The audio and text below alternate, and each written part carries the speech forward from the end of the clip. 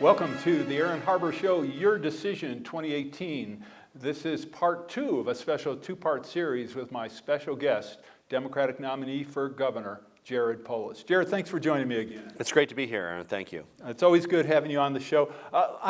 We talked a little bit about K through 12 education. I want to just touch briefly on an area I know you know a lot about and have been involved in. That's higher education, where the state support for Colorado's flagship universities has just dropped dramatically, certainly in terms of the percentage that we help schools. What can we do about that? How do we make higher education also more responsive to societal needs? Yeah, so certainly representing the district that I do in northern Colorado, the flagship CSU University in Fort Collins and the flagship of our CU system in Boulder, I spend a lot of time and effort working on higher ed issues to make college more affordable for Colorado students. One thing we need to look at are the amazing dual and concurrent enrollment programs we have across our state, where high school students can get associate's degrees while they're in high school at no cost. If they do go on to a four-year university, they only need 2 years, or at the most 3 to finish. That saves 25 to 50% of the cost, but also of the time, right? It's the opportunity cost. They can get out and earn quicker. There's a Denver Early College High School, and one of the leaders in our state is at Ames Community College in Greeley, partnership with Weld 6 School District, where of course every student who goes to the early college high school that's located at Ames graduates with an associate's degree. They're almost all first generation college goers, majority, minority, low income, and they're able to get an associate's degree for free. And if they do go on to UNC or CSU, the credits are transferable and aligned, so they only need 2 years to complete. So these programs exist in Colorado, Aaron, but it's really a question of how do we make them more universal in the sense that every kid going through high school can encounter and participate in these programs. And for students, even if it means a 5th year in high school, to get their associate's degree is a pretty good deal. Absolutely, and of course, kids also, who take AP courses, for example, can get credit, save their parents thousands and themselves of dollars when they go to college. How about in terms of stabilizing funding for our higher ed institutions? Any thoughts on, is there a path that you see where we can help our colleges and universities more, including our community colleges, which, as you pointed out, play such a crucial role and can play an even bigger role looking ahead in the next 10 or 20 years? And so if you look at what drives those tuition increases, it is largely the decrease in state funding that is largely a result of, despite the will of any legislature, the impact of Tabor and Gallagher and Amendment 23 that sort of drive the discretionary amount of income within the state government down to the detriment of higher education. We would love to work with Republicans and Democrats in the business community to create a more governable model for Colorado. In the meantime, we certainly want to make sure that higher education is a priority for state funding. And again, we're not afraid to tie those increases in funding to tuition freezes or to even decreasing tuition, depending on the university. In terms of public investment, what do you think the state should do as far as homelessness is concerned? It's a growing problem in our towns, our municipalities of all sizes across the state. What should the state's involvement be, and how do we really take on this challenge, which seems to be getting worse, which impacts communities, which can terribly impact the success or failure of individual businesses as well? So, and first of all, it's a lot more than just a Denver phenomena, right? This is a Thornton phenomena, it's a Pueblo phenomena, Colorado Springs, Fort Collins, Boulder, you name it, suburban, exurban, towns across our state are experiencing an increase in homelessness. Really, two drivers and two ways that I think at the state level we can make a difference. One of the biggest drivers is simply the high cost of housing, right? Try to be able to support yourself and earn rent on a $12 an hour job in the Denver area, you likely can't, right? So that means many people are living in their car, staying with roommates, couch surfing, as they try to work even 2 jobs to be able to get the ability to even rent a place on their own. Secondly, mental health and substance abuse, right? How can we make sure that we address mental health up front? Often substance abuse is a form of self-medication that occurs from lack of treatment for an ongoing chronic mental health condition. How can we make sure that people can recover their ability to support themselves with dignity and be able to be a constructive part of making our state even better? And you touched on affordable housing, a key issue. I think a lot of people don't have a real understanding of the magnitude of this problem. I know different proposals have been made, but when you look at the big picture of affordable housing, Every proposal that's been made really doesn't have a significant impact when you look at the numbers. What kind of leadership could you provide as governor that would have a statistically significant impact on this challenge? So, first of all, we are all suffering from the rising housing costs. Businesses are suffering because they can't attract the employees that they need to be able to live close to where they work. Taxpayers are suffering because guess what, Aaron, you pay for it on the back end. If people can only afford to live 10, 20 miles from where they work, we're all paying for the roads, the asphalt, and the additional costs of that commute and the poor air quality. So we need to find a way where people can live closer to where they work. We were able to do a partnership with Summit County. I partnered with their commissioners as the representative, and you can imagine the high cost of living in Frisco and Breckenridge. Where can somebody who's a teacher or works in a store in Breckenridge, where can they afford to live? Communities are strongest when people that work in communities can also afford to live in those communities. So we did a 40-acre land exchange at Lake Hill. They now have a proposal out to do over 300 units of workforce, middle-class, affordable housing, so that people that work as a teacher in Frisco can also live in that community. Doesn't, though, the concept, just the phrase affordable housing for many people, many homeowners have a stigma where everybody says, yes, we want affordable housing, we want people to be able to afford to live in our community, but not next to me. Mm-hmm. How do we deal with that? Well, so, there's the capital A affordable housing, Section 8 vouchers, publicly supported. That's very low income. That's certainly needed. That's part of the community. But when I'm talking about small A affordable housing, we're really talking about the middle class, right? Where does the middle class live? How can we make sure that, yes, you're not earning so little that you're getting a housing voucher, you can't really afford it. How can you live close to where you work? We see some of the new developments in the Denver metro area. Where are millennials going to live? Where can people save up to get their down payment so they can actually own a property and build equity and build value in that home? So really talking about sort of the broad and expansive definition of the middle class affordable housing. Yes, we appreciate those federal programs and city programs for very low income, but we also need to make sure we put the middle class first. Okay. We're going to take a quick break. We'll be right back with Jared in just a moment. For information on how to help promote civil and mutually respectful discourse and support expansion of the distribution of our programs, please email info@harbertv.com. The Rex Howell Broadcaster of the Year Award recognizes an individual who, through leadership, skill, and dedication, is advancing the broadcast industry in our state and our nation. Tonight, we honor Aaron Harber. Aaron has worked extensively in the media as a host, producer, political and economic commentator, and columnist. Today, the Aaron Harber Show is the focus of his media involvement. Aaron, it is a privilege to present you with the Rex Howell Broadcaster of the Year Award. Congratulations.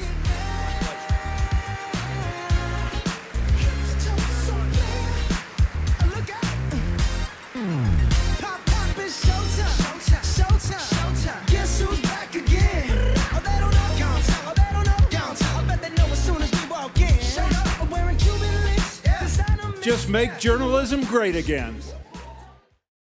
The Aaron Harber Show may be viewed 24/7 at no charge from any location in the world at harbertv.com.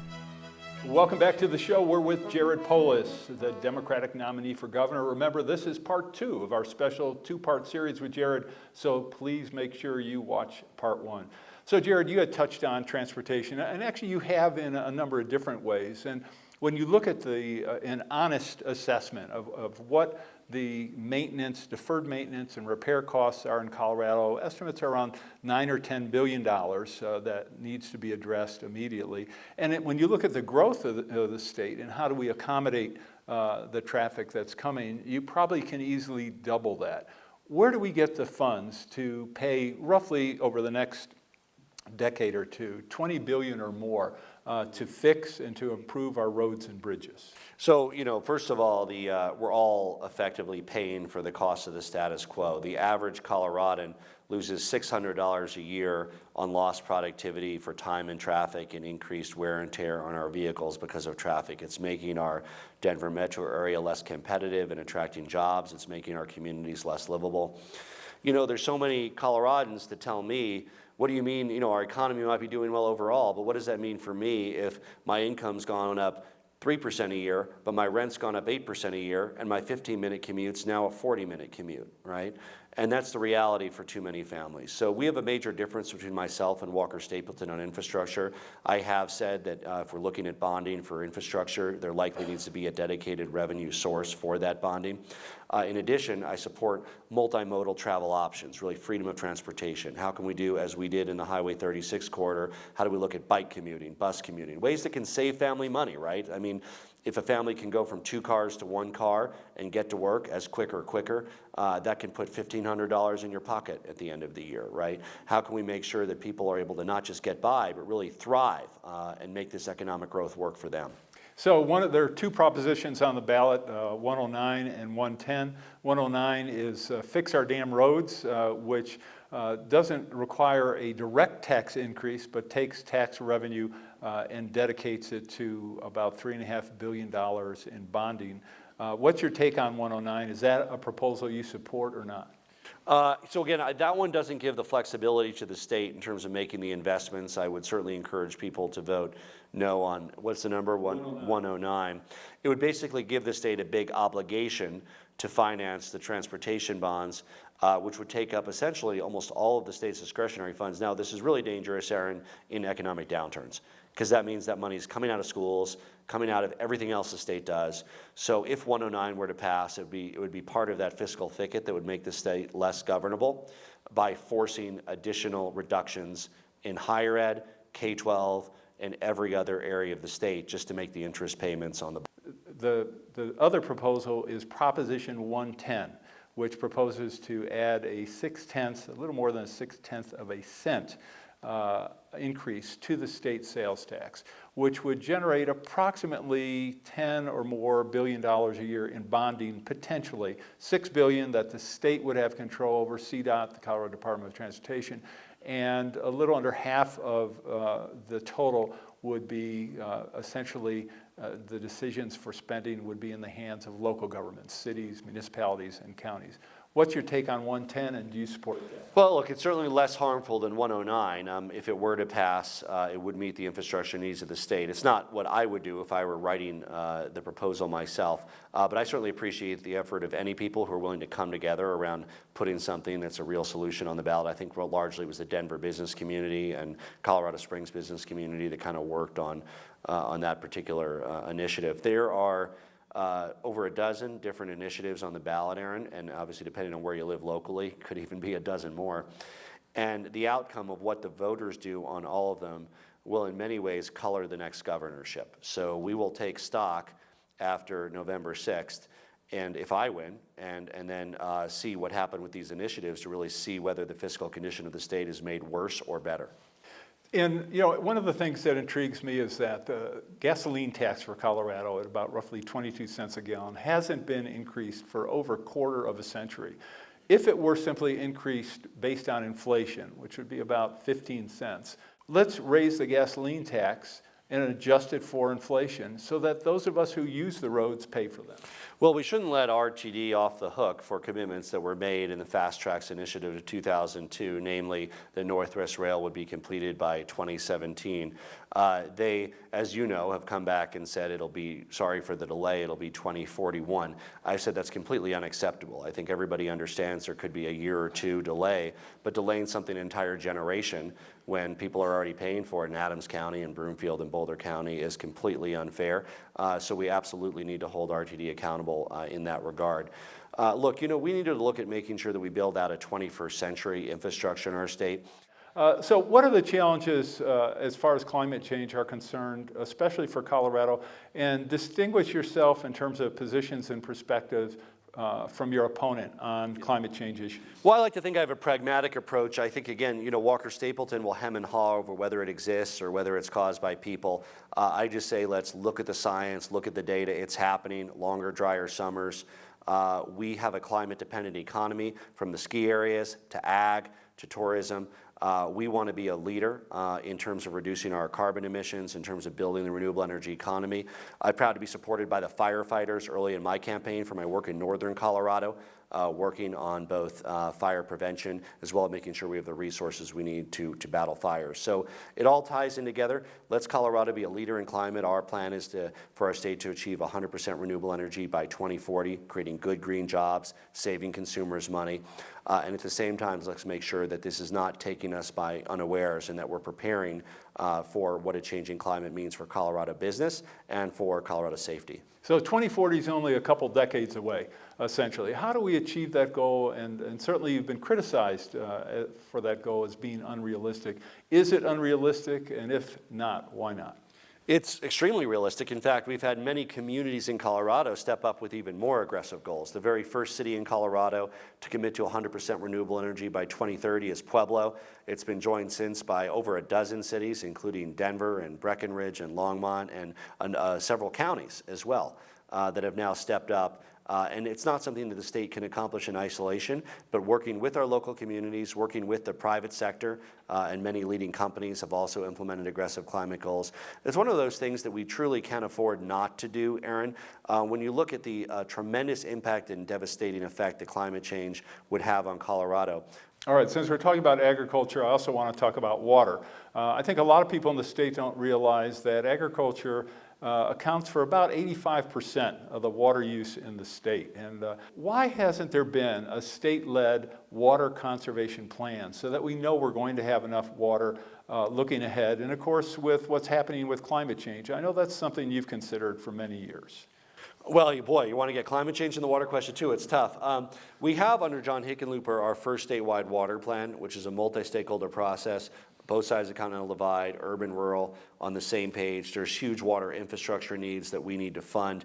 Included in that are conservation measures, both urban and agricultural.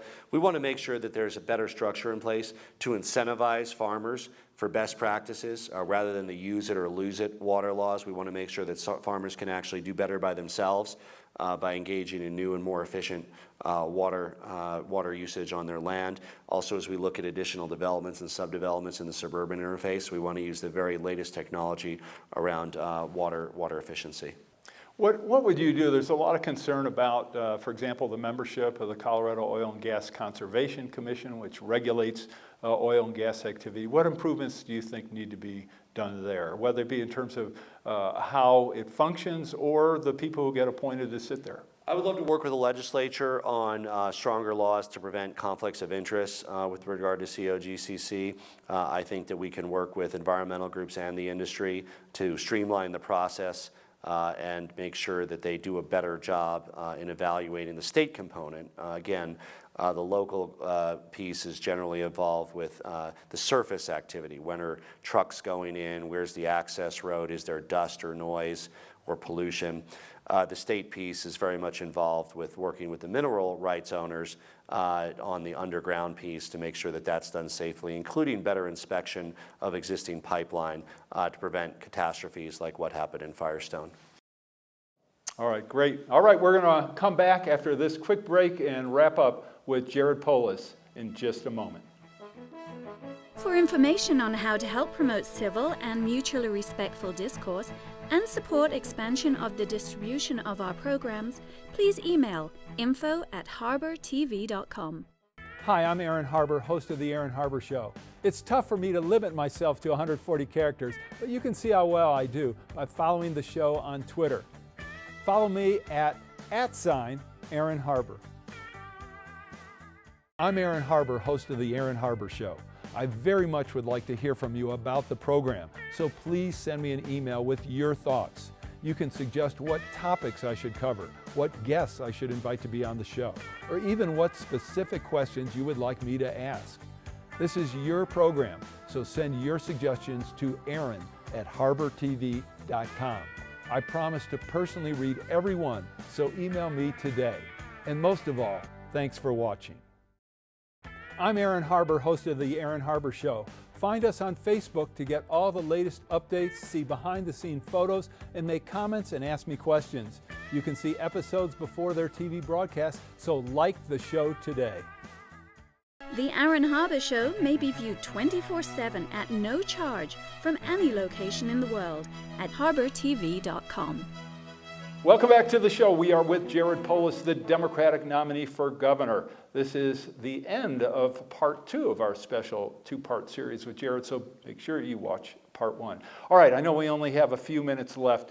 We've been talking about energy. One of the propositions on the ballot, of course, 112, is a setback measure. You had supported more extensive setbacks in the past. You've come out against this measure. A couple questions. One, why are you against 112, number one? And number two, if 112 passes, would you seek any changes in it, or would you accept it as the will of the people? So I've long been involved with trying to address these issues in the urban interface with fracking, supporting, making sure that communities have a real seat at the table around decisions that affect their community, just as they do with the zoning for any other industrial land use. There's 2 ballot initiatives that are related to this. One is a arbitrary required setback for all oil and gas activity.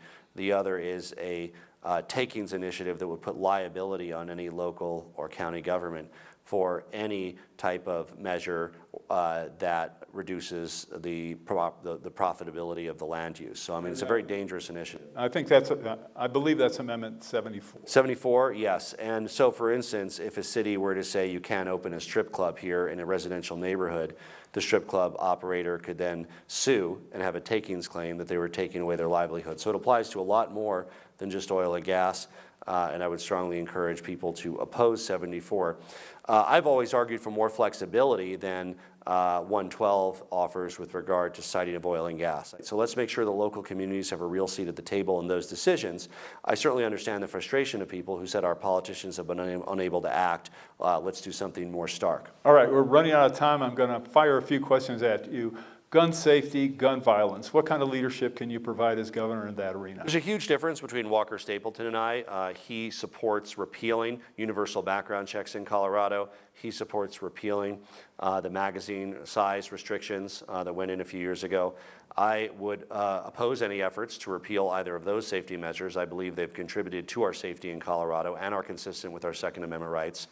I would support moving forward with a red flag law that would provide a way to put a temporary mental health hold on somebody that was in a dangerous mental health condition so they couldn't assemble an arsenal of weapons until they've recovered their health. And I think we need to look at sensible measures that, of course, respect our Second Amendment rights. The measures I support are broadly supported by people who own guns for home defense, for hunting, but at the same time can actually save lives here in Colorado. And last question. I know we only have a couple minutes left. The challenge of opioids and marijuana. Just hit opioids first. What does the state need to do? Obviously, we're not in the same situation as in Ohio or West Virginia, but it's clearly a serious problem here and growing. And there are areas of our state, Aaron, that suffer from rates similar to Ohio and Pennsylvania. If you're in Walsenburg or Trinidad or even Pueblo, you'll see the devastating impact. And you don't even, frankly, need to leave the Denver metropolitan area. Too many families in our area have suffered from the vicious cycle of addiction, often leading to death. And I've lost people in my life from opioids. I think there's hardly a person in Colorado that isn't touched. About 75% of opioid addiction starts with prescription drugs. So the first place we want to look is alternatives for pain management. Of course, opioids are effective for pain management. That's why they're used. But let's look at other first-line therapies for pain management, including medical marijuana, including acupuncture and acupressure, including other non-narcotic drugs that for some will work for pain management. Then we need to make sure that those who are seeking treatment have access to mental health treatment. And unfortunately, we deal with a lot of it on the incarceration and prison side. So when I talked to the Jeffco sheriff a few weeks ago, he said about a third of the people entering the prison system have to deal with detox and substance abuse issues. Not only is it more costly for taxpayers to deal with it through the criminal justice system than the substance abuse treatment system, it's also less effective for the addicts. So we need to do a better job as a society making sure that we prevent the addiction from occurring in the first place, and then the people have the resources they need in the treatment centers to get back and regain their dignity and support themselves and their family. Okay, I'll jump to PARA, the Public Employees Retirement Association, underfunded anywhere from $25 to $50 billion, even with the legislation that was passed this year by the General Assembly. What can we do about PARA to get it in line? make it reasonable and meet the obligations that we made to folks who were in the public sector? So, people who've worked hard, who've played by the rules, really deserve and have earned their retirement, especially many of our public sector employees who get paid less on an annual basis than their private sector counterparts. We're talking teachers, we're talking law enforcement, state workers. Traditionally, they get paid less each year, but they have better benefits and often better retirement. So it doesn't just affect today's retirees, it affects our entire workforce, because if we don't offer strong benefits, we'll have to pay more today. More taxpayer money would have to go to salaries if you were taking away from benefits or retirement. I support the defined benefits program. I think it's a big difference with Walker Stapleton and I. He has said that he wants para recipients to quote unquote suffer. I would say preventing the suffering of para recipients would be my priority. People who've worked hard, paid in, played by the rules, deserve the retirement they were promised. If adjustments need to be made, it needs to be shared equally across all the entities that contribute to para. All right, one of the things that all of us have seen occur in the past year is the Me Too movement. What kind of leadership can you as governor provide when it comes to issues such as sexual assault, sexual harassment, but also discrimination and racism, where we really seem to have had no leadership in a significant way from the president, including certainly even President Obama on down? What can you do differently? I hope to lead both in word and in deed. We need to have a fully inclusive state that values the contributions of everybody, right? And I think that stands in stark contrast to Donald Trump's approach. Whether he picks on immigrants or Muslim Coloradans or the LGBTQ community, I'll always stand in solidarity with all Coloradans. I'll stand with women, I'll stand with minorities. I'll make sure that our appointments across different agencies reflect not only people from different geographic areas of our state, but people from different backgrounds, different genders, to really reflect the diversity of our state. I really truly believe as a value, I believe that diversity is a strength. And so making sure that that kind of diversity of thought and creative problem solving is represented at all levels of state government can make government more functional and efficient. All right, last question, personal question in terms of politics, because you've been in this arena and an observer for a long time. One of the things that has certainly changed is that in the past, when you as a candidate or any candidate, if you were attacked by a TV ad, usually there'd be some actual factual basis for that attack. That seems to have changed now, where things are just being totally made up or intentionally misrepresented. Number one is, what's your take on that? How does it affect your friends and family and you? I know you're a pretty tough guy, but more your friends and family. And what can you as governor do to change the way our culture seems to have evolved? It's bizarre, Aaron, because you see these, again, there's no way to have an ad taken down simply because it's not true. Which just seems like a surprise, but they don't have to be true. Especially we value free speech, and ultimately I trust that voters will see through ridiculous allegations. And just to be entirely clear, the current ones being made against me, of course I paid all my taxes, and of course I've never had any money in any kind of offshore account or Cayman Islands account or anything like that. So those are completely made up. And we try to counter them. I mean, the newspapers have been great, the Denver Post and others saying, yes, it's false. And of course, Jared Polis has paid all his taxes. But you expect to be attacked on things that you've actually done and actually real issues. And frankly, the people deserve that. I think the people will rise above that. I mean, I'm going to have a number of debates with my opponent. We try to at least have some tie into real issues in the ads that we do. People can read about what I would do for Colorado at polisforcolorado.com or sign up to help. And I hope that at this day and age we can rise above that sort of petty political attacks and really focus on what do we want to do for our state, who has the best vision to help Coloradans save money and not just get by but really thrive in an evolving state. All right, Jared, thanks very much. Thank you. Okay, that's the end of our show. I'm Aaron Harber. Thanks for watching. We'll see you next time.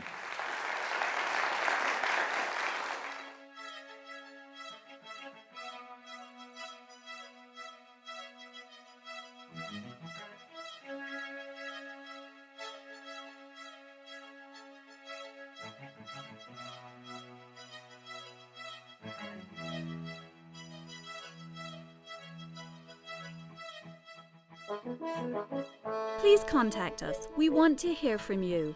And thanks for watching.